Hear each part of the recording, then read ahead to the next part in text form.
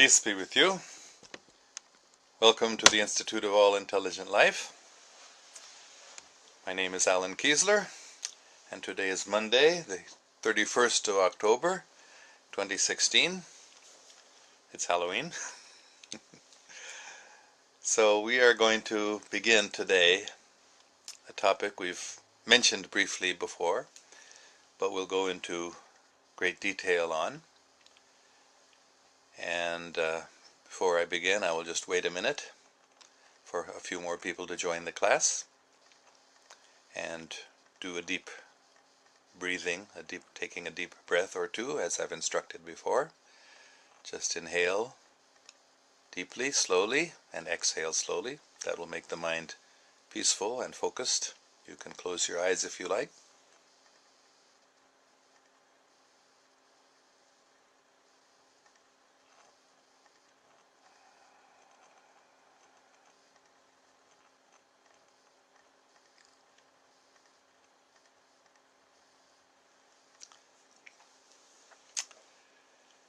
So, I have mentioned Ra as a sixth density social memory complex. And for those of you that have not been attending these classes and don't know what sixth density means, I will just very, very briefly explain that our world, our universe, has 7 or 8 densities, or different dimensions, you might say, levels of consciousness, ranging from the first level, which is just a sort of awareness which is possessed by minerals and the elementals like earth, water, fire, and air. And then the second level is that of plants and animals who grow and exhibit a turning towards the light, like a plant even turns its leaves towards the light, and growth and movement. The third density is the human density, or human dimension, where we are the self-reflection, or self-awareness, is the human level of consciousness. The fourth density, which our planet is entering into at this time, is the density of love and harmony and of telepathy, where everyone reads other people's minds easily. Fifth density is the density of wisdom, sixth of the integration of love and wisdom, and seventh is the final density before passing into a new octave of densities. So the first density of the next series of 8 levels of consciousness is the 8th level of this density that we're living in. So therefore the 7th density is the final one before entering into that new density. So very, very briefly, in the 4th density, because of telepathy, everyone can understand what everyone else is thinking and feeling. So therefore a group of people in that density together can form what's called a social memory complex. That is, they all start interacting with each other in perfect harmony and understanding. And so Ra is a 6th density group of beings who are in that sort of social memory complex, where they all can gain from each other's experience because they all are in perfect rapport with each other, all understanding each other's thoughts and feelings. So Ra is the author, we could say, of the Law of One books, which the last week or two, and in fact from the beginning of this course, I've often used material from the Law of One books. And I began in the early part of this course, I was talking about the secret space programs, which is a very, very important thing to understand in terms of what's really going on in the world today.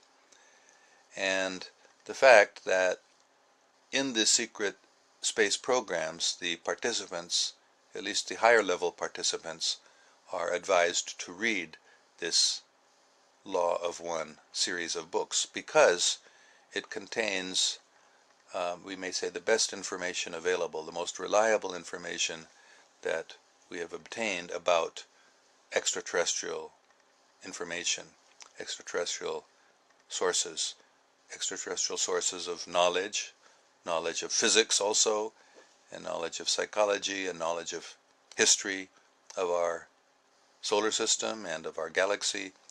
So this is a very important book, or these 4 volumes are very important, and they were written by, or dictated by, we could say, this entity called Ra, who is actually a group, a social memory complex, and in fact from the planet Venus. Their home planet, or its home planet, is Venus, which, as I had explained earlier in discussing the history of our solar system last week, Venus is much more advanced.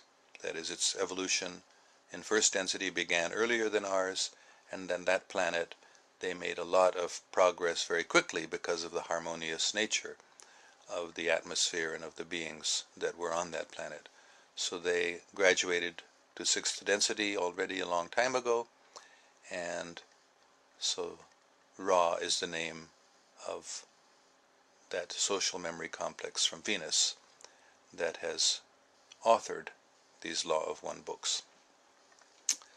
So before going into any more information about Ra, I want to explain that Ra dictated this book, or these 4 volumes, through a medium, or channel often called, that is an American woman, as I had mentioned once before, who would go into a trance state. That is, she would lose consciousness of external reality, and she would speak, her body would speak, not under her control, but under the control of Ra. And when the trance ended, she would not remember anything at all of what had happened. So the background of this happening is an American physicist, or engineer rather, by the name of Don Elkins, had become very interested in extraterrestrial phenomena back in the 1960s. He was an engineer. In fact, he was a professor, he was a teacher of engineering, and he began becoming interested, as many people in the United States did in the 1950s and 1960s. There was a lot of interest.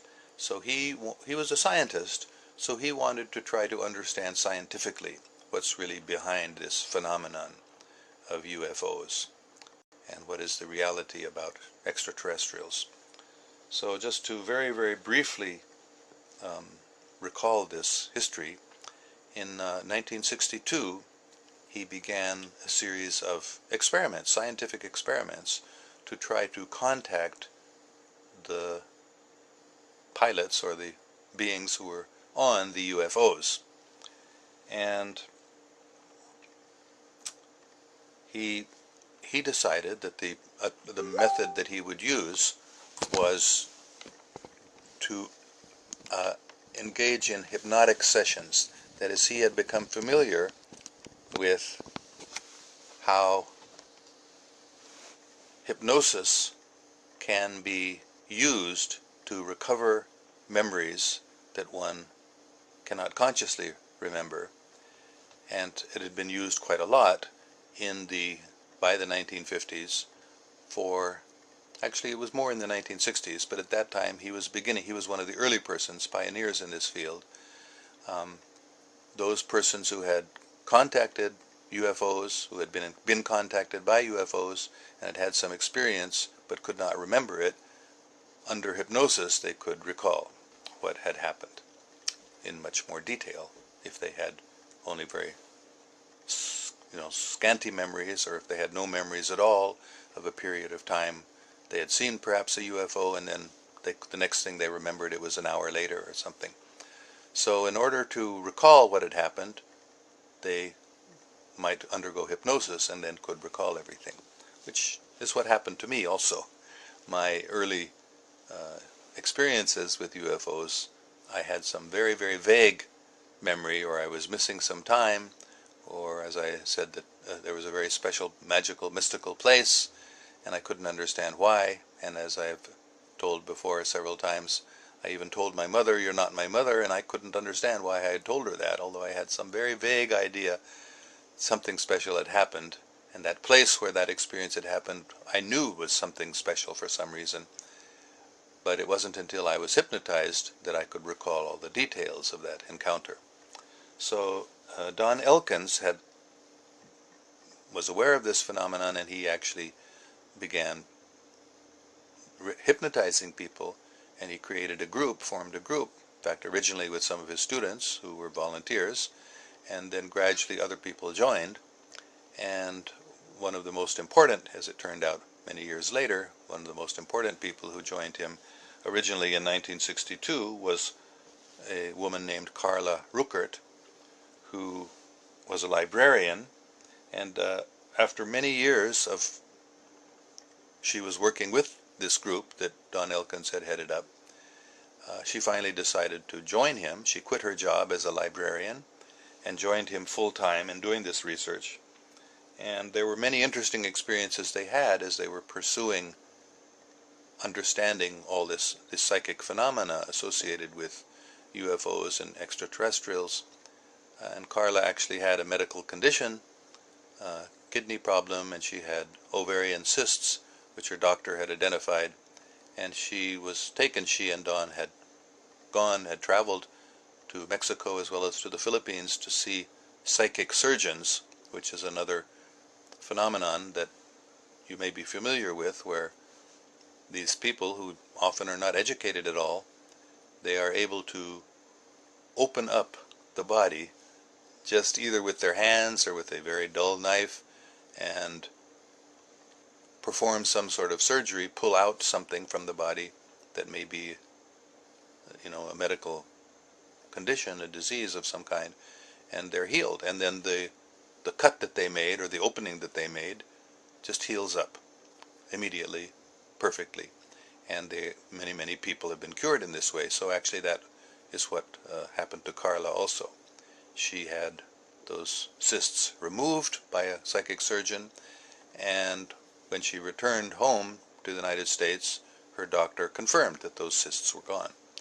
So there were many experiences they had like this which prepared them for the work that they were going to start soon together. And let me just mention the third very important person was a younger man named Jim McCarty. Carla was also fairly young. Don Elkins was older. And Jim also was a very interesting person who was very fascinated by the subject of UFOs and had done a lot of research on his own. So in 1981 he joined them. And throughout these years, it was almost 20 years, in other words, that Don and Carla had joined him in the beginning, and this group of friends had been trying to contact extraterrestrial entities by going into a sort of trance state or meditation and then just allowing words to come out. In fact, when Don and Carla and their group originally began, it's a very interesting story, they just thought somehow or the other, because they'd heard about this phenomenon, we can allow some message to come through us. So they would go into sort of meditative state and try to allow some sort of message come through. And in the beginning, they just meaningless sounds would come out. And they did this for some time, some months. And then finally one member joined, I guess a new member joined, who said, well, why don't you speak words instead of just making meaningless sounds and clicks and different. So, well, it was harder to do that, because when you're making words, then you might be afraid that what you speak will be nonsense. So, and in fact, in the beginning, there was a lot of nonsense spoken, but gradually people started saying things that made sense, and they started getting some messages from beings that were claiming they are actually speaking through them. So this took a long time. In fact, Carla was a member of this group, and she was the last one in the group of about 20, I think, to be able to actually articulate words and speak like this. But coming back to 1981, at the time shortly after Jim McCarty had joined this group, one day in January of 1981, Carla became the instrument for Ra to speak through her. Let me just mention one other important point, I think, that for many years Carla had been channeling in this way, or speaking in a trance-type state, but consciously. That is, she was always awake and aware of what she was saying as she was saying it, but she was aware that somebody else was speaking through her. But after one of her friends passed away, and before she had died, because she was young but had a serious illness, she knew she was going to die, so she asked Carla if she would try to give her husband a message after she had died, to confirm to him that she was still living, because this was one of the understandings that their group had, that after death the consciousness does not end, the soul or the self continues to exist. But she wanted to sort of reassure her husband that she was all right, so Carla agreed that she would do that. And after her friend passed away, she felt sort of obliged to. She didn't want to do it, she said. She was kind of uncomfortable, but she had told her friend she would, and her husband had come to one of their sessions. And at that time, for the first time, Carla actually lost consciousness, and she went into trance. She became unaware of what was going on, and after some time, when she woke up, she found that she had spoken. They recorded the session. She had spoken in the voice of this friend of hers. That is, her body had been used by this friend who was on the other side, we can say, who had already left this lifetime, had left this body and had gone on somewhere else, but was able to speak through her body. And it was in her voice, in that friend's voice, not in Carla's own voice. So this was kind of surprising, but very, I guess, satisfying to Carla. And it was not long after that that, in the same sort of trance state, another entity besides this friend of hers began speaking. Let me say one thing, which you may or may not have heard. It is actually mentioned there on my website about myself, that when I was 19 years old, I was in college. The young daughter, she was 11 or 12, of one of my favorite professors, passed away. She died as a child.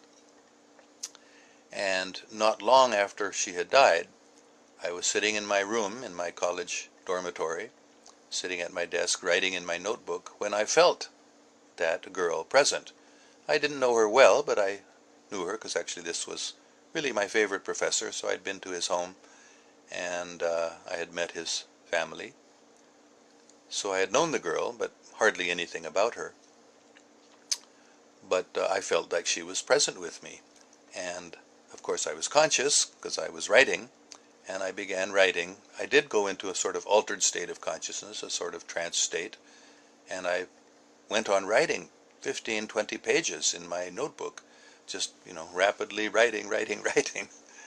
And it was, at least that's what it appeared to be, that she was speaking to her parents through me. She had said she wanted to send a message to her parents, so that's what I wrote.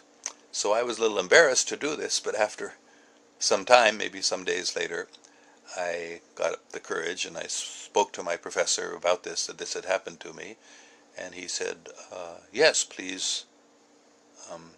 He and his wife also were present. I went to their home and I showed them this portion of my notebook which I had written, and almost immediately they started crying, both of them. Tears came to their eyes, and I was afraid, I was worried, oh no, what has happened? And then they said, we accept that this is a message from our daughter, because it's written in her handwriting. So I'd never seen her handwriting, I didn't know how she wrote, but I had actually written in her handwriting, just like Carla Rueckert spoke in the voice of this deceased friend of hers. So these sorts of things do go on, and actually, as you know, if you've been following for the last week or two especially, I have taken a lot of material from the Law of One books, which I've been quite influenced by also in developing my own understandings. And the entity who spoke through Carla Rueckert for a couple of years almost, I think it was 1981 and 1982, for a number of sessions, over 100 some sessions, this entity called Ra gave messages. And these messages are very, very interesting and informative. And all the information about densities that I have spoken over the last week came from that Law of One series of books, which were spoken by this entity named Ra. And I'm just going to tell a little bit more about Ra, and you'll see how this is going to fit in to what I've been talking about, the history of our solar system and of our planet. So first of all, as I earlier mentioned, Ra was from Venus. Ra was a social memory complex, that is a group of a large number of beings who had integrated their awareness with each other, becoming telepathic. And for a long time, I think usually these social memory complexes can form in the fourth density, and they can then continue in the fifth and sixth densities and on. So this social memory complex from Venus was observing the solar system. They had the ability to travel not only by spaceship, but by astral travel or by mental travel, by becoming aware of what's going on somewhere else from a distance also. So Ra had been observing what is going on the Earth, and at one point this social memory complex decided that they would help the Earth. In their development, that is when they were in third density and were moving into fourth density, they were helped in a similar way by another social memory complex who had taught them about the use of pyramids. Pyramids are a very powerful source of channeling energy, and so they were used in healing, they were used in psychological development, and the Venusians, the social memory complex Ra from Venus, had benefited greatly from this help they had received from another social memory complex that was more advanced than them. So they thought, let us help the people on Earth who were also in third density and were having some difficulties. So they decided that we will help them in the same way that we had been helped.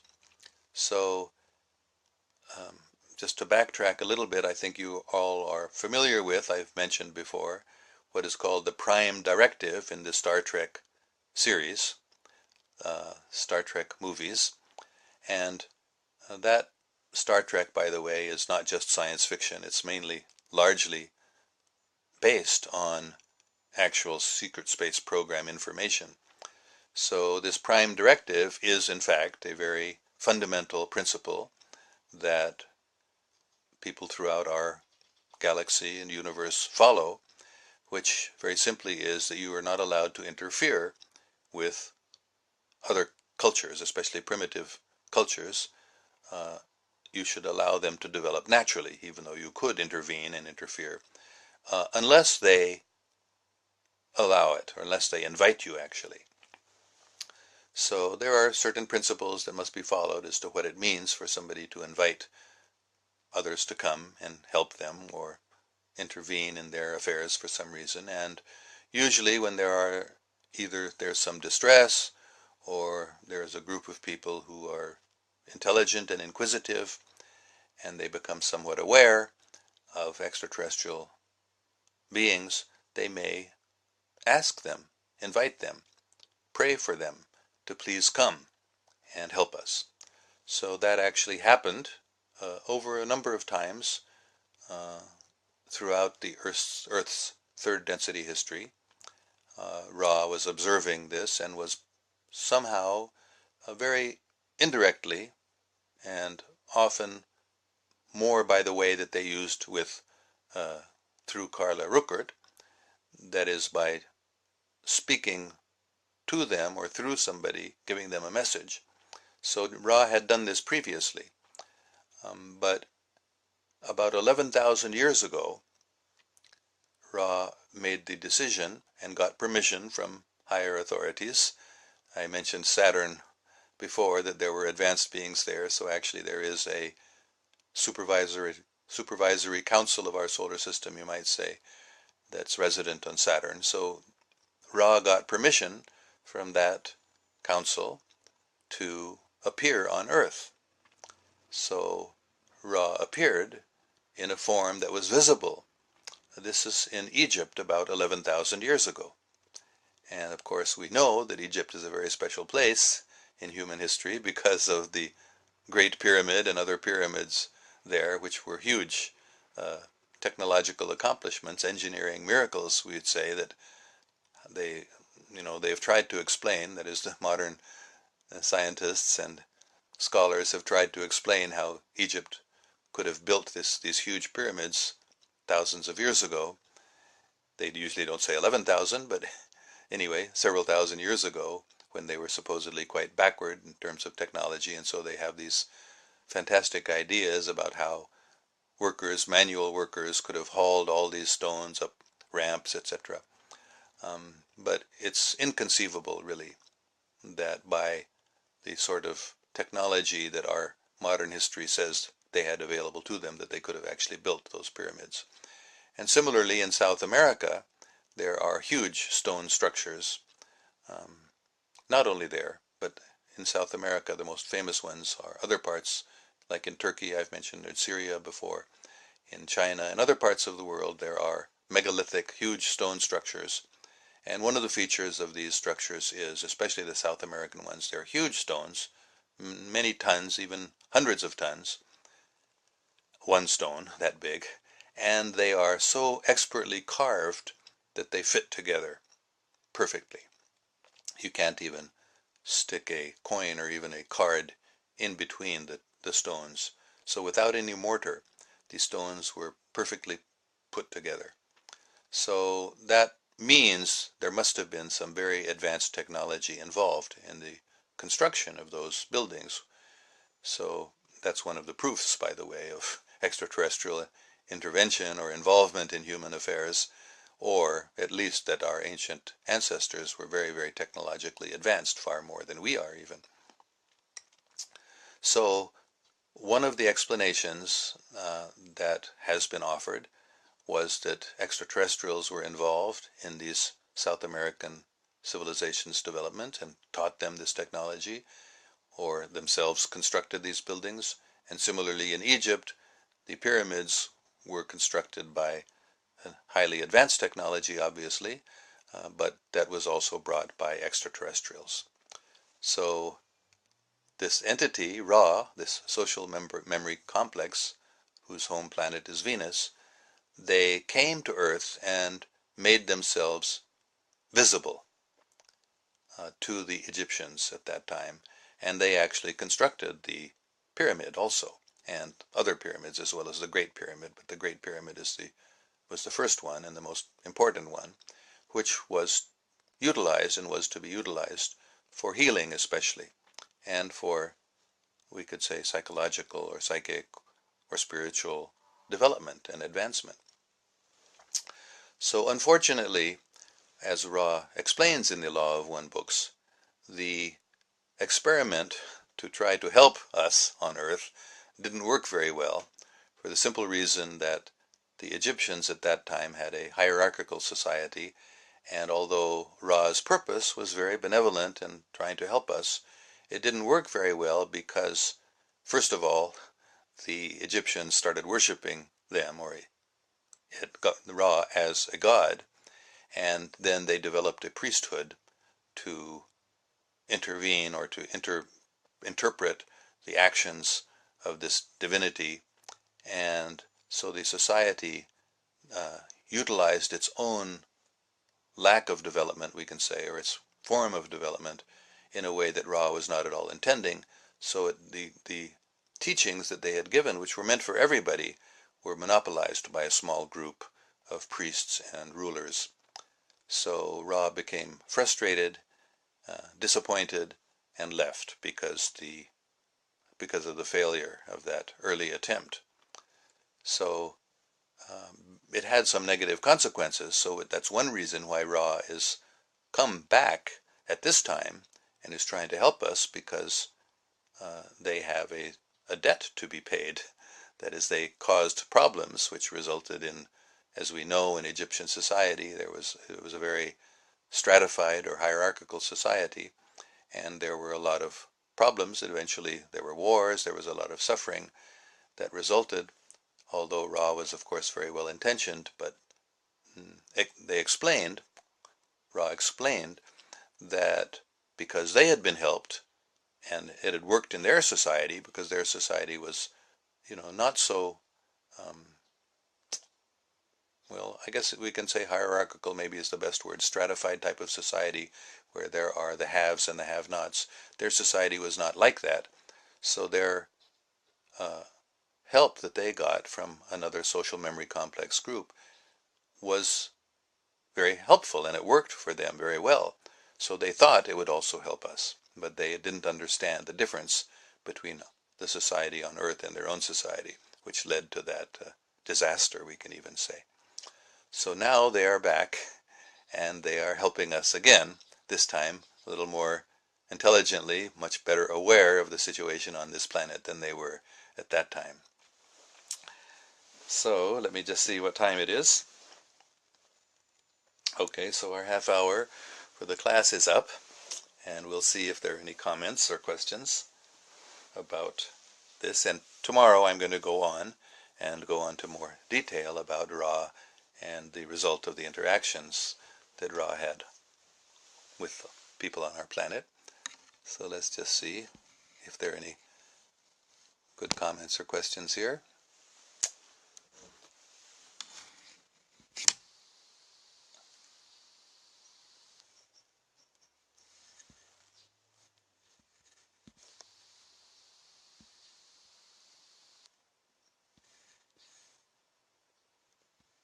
Oh, I see Rihan Alawala is watching and has just shared the video. Thank you, Rihan Bhai. So it doesn't look like we have any particular questions or comments today yet relating to this topic. So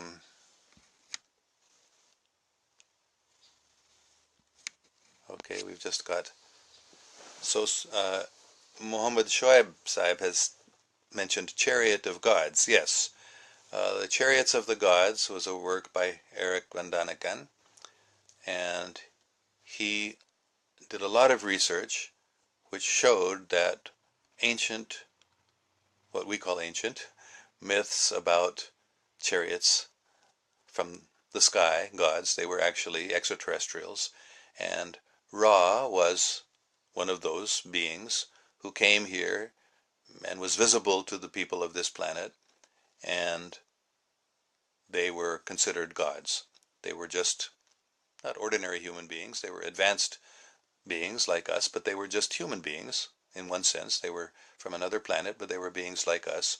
But because of their technological advancement, because they were able to fly in the sky, and they and other groups of people also had many technological devices that were incomprehensible to the Earth people, so the people on Earth at that time considered them as gods. And that is one of the sources of polytheism, where actually people thought these beings were gods, and then there were a number of them, so they started developing these ideas, which, as I've said before, and as is actually mentioned in the Law of One books, this idea continued for a long time until the Holy Prophet Muhammad, peace be upon him, made it very, very clear to everyone that there is only one God, only one original source of everything. So the early extraterrestrials, meaning many thousands of years ago, who came to this planet, were often taken as gods. And in fact, as we will in the future be talking long before that also, even previous to this cycle of our third density, the 75,000 year period that's just ending now, even before that, extraterrestrials had come to this planet. So we're going to be talking a lot more about that in the future. But for now, I'm just responding to Muhammad Shoaib's comments here, which are very good. He's talking about the chariot of the gods, chariots of the gods, which he says is the same phenomenon, yes. And he's asking, did they change our physical shapes?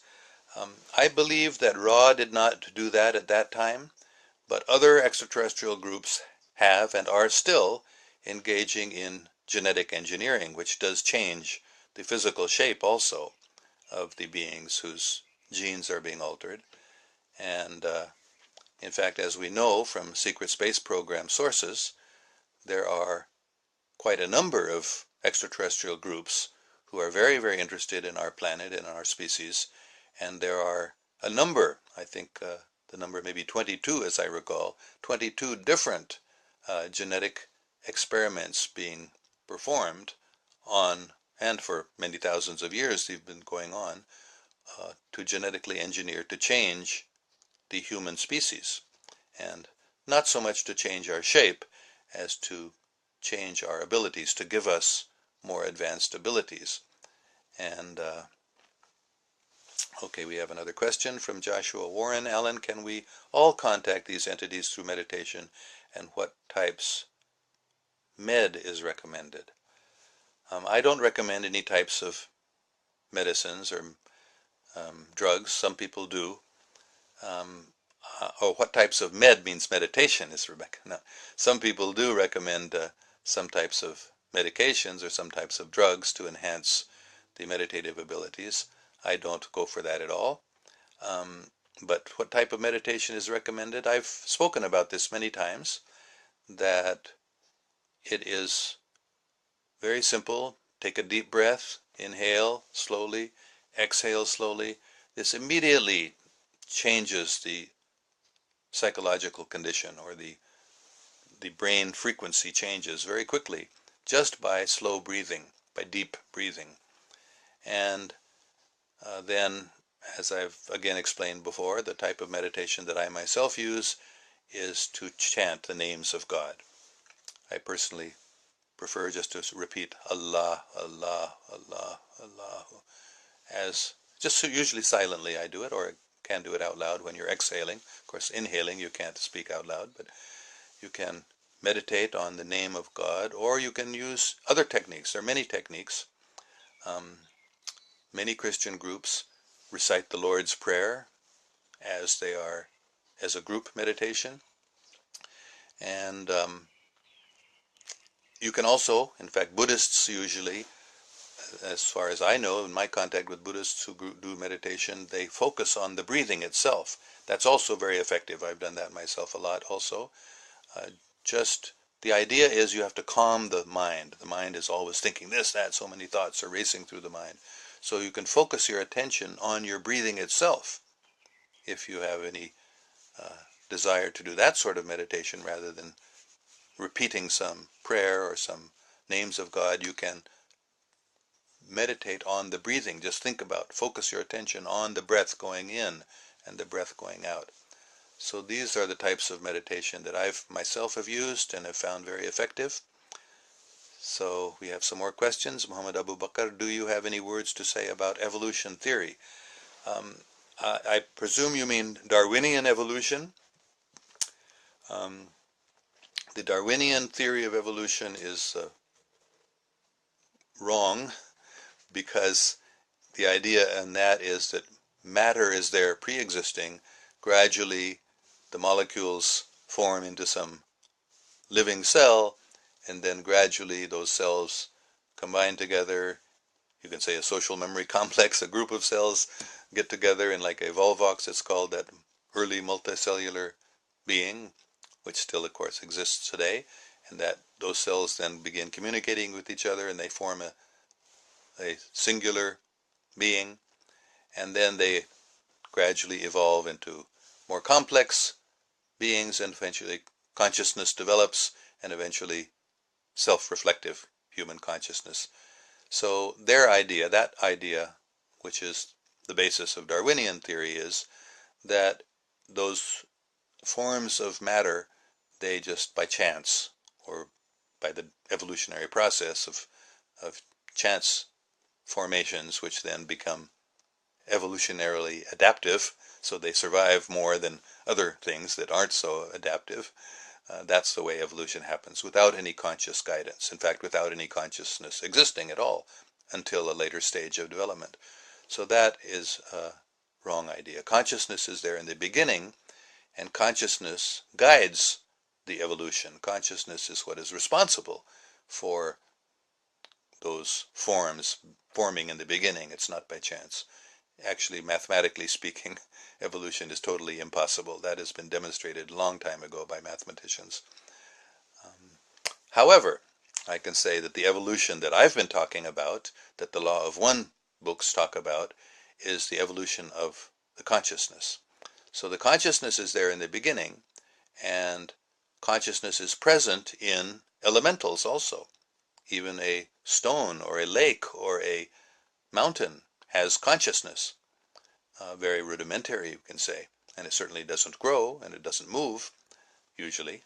But they have consciousness, and it's well known that plants and animals, of course, have consciousness. So the evolution of consciousness through the mineral state to the plant and animal state to the human state, and then on to higher states that we are only now becoming aware of, that sort of evolution is what we are talking about here in this course. So it's different than the Darwinian type of evolution, but it is a gradual progress. And it goes through similar stages as Darwin talked about, but not unguided. You can say guided evolution. Mohammed Shoaib, if you do slow breath, you may fall. I broke my hand doing it. Well, sit down. I've always said sit down and do it. You can either sit on the floor or sit on a chair. Sit comfortably. And yes, you've just said that, so sit when you do. Yes, very good point. Yeah. As by standing one may fall. Okay. Now Joshua Warren has another comment here. Allan, last, there is some friends of mine who say the earth is flat, not round. What is influencing this idea to resurface, and will you talk on this further? I have also seen this on the internet. There are some people who are promoting this idea that the earth is flat and not round. The arguments are not very good, in my opinion. Some of them are obviously wrong. For just one example, I don't know how they can say this, but they say that when you see a ship going, it doesn't go over the horizon, it just gets smaller and smaller and disappears. But that's not true. It does actually gradually sink under the horizon. So the earth clearly, for me it's clear anyway, is a globe. This may be some disinformation. Some people may be promoting this idea just to cause confusion. I don't know. And another reason why some people may be promoting it is because there are some scriptural ideas or religious ideas which talk about a flat earth. So people get attached to that idea for that reason, and then they try to explain it scientifically, not very successfully in my opinion. But as far as I understand, if there are some real scriptural teachings about a flat earth that's not talking about this flat earth that we see with our eyes, that we are walking on and that we can fly around, as many people have done. I've flown around the world also. So with a flat earth, that seems difficult to explain. And similarly, the movement of the sun, if the earth is flat, then how come it's night on one side of the world and day on the other side at the same time? So there are many arguments against this flat earth theory, but it may have a different meaning. That is, the flat earth, there may be some sort of reality which is flat, but it's not this earth that we're living on.